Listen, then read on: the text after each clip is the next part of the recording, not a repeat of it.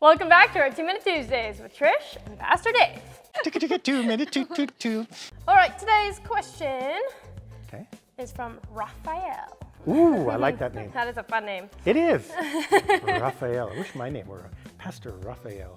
Oh, that'd be really fun, actually. Oh, yeah, that's kind Just of... change your name. Yeah.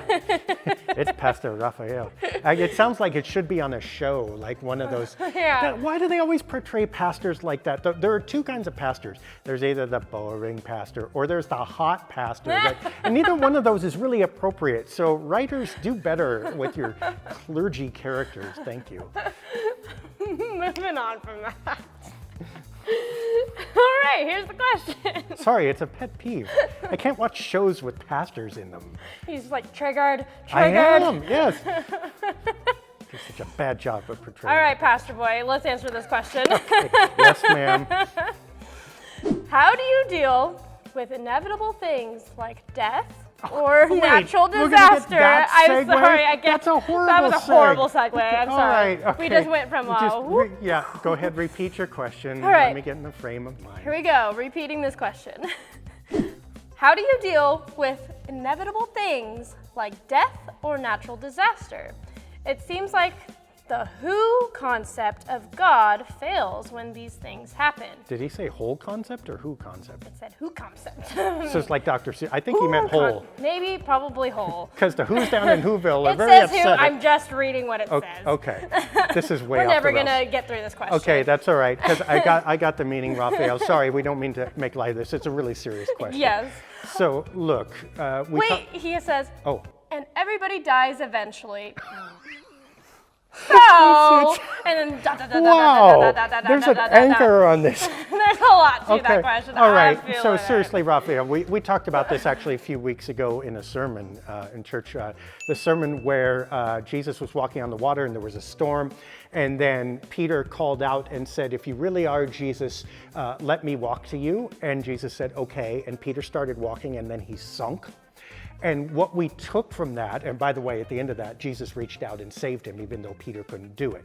And we tend to preach that as, well, Peter, you should have more faith. But here's the reality, is that no matter how much faith we have, no matter what decisions we make, no matter how much fortitude or manifesting that we do, certain things in life are too big and are, in fact, like we said with death, inevitable, right? It doesn't matter what you manifest when you get cancer. Unfortunately, at some point, that's going to be the end of the story. Or when you get older, or if a tsunami is coming or whatever, that there are things beyond our control.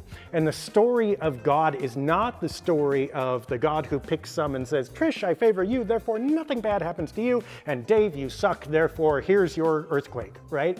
Rather, is the God who reaches out his hands, particularly in those storms in which we sink because we can't control, we're doubting, we're unfaithful, we're whatever it is that we are as human beings. God says that doesn't matter as much as the fact that I love you. And when something like that happens that is beyond your control, I will stay with you, I will be with you, I will redeem you no matter what.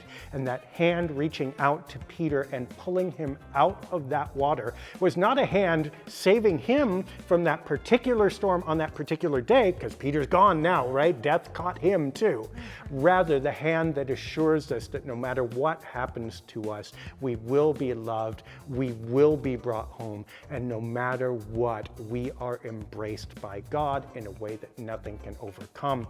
That's how we deal with stories like that. It does take a sense of humility about, I'm going to pass as well, and I do not expect that God is only God. If God saves me from X, Y, and Z, that's going to take my life. I trust that God will love me even beyond the boundaries of my life, and that is the God we lift up in hope and love for each other. I think you went over 2 minutes. I did. Not we went quite over. sure, but We went over 2 minutes at the intro to this, but you know what? I think we also went over 2 minutes last week. We'll see. We'll get more disciplined. We're kind of, back into the fall groove here. So, in any case, yeah, forgive us for that, but it is a big question. And be careful of the people who preach a God that will give you only good things. And, if you have good things, it's a sign of favor from God. If bad things happen, it's not. That's the same God that the Pharisees Pharisees preached in Jesus' time, that the false prophets preached in the Old Testament. God doesn't do that. God says, no matter what, I love you even when bad things happen. All right. After 5 Minute Tuesday, we have a email. That is pastor@sov-id.org. And we have a website at myboisechurch.org and a YouTube channel at myboisechurch. Yeah. We're going to see you next time. That's it. Bye. All right, stumbling through this 2 Minute Tuesday faster next time.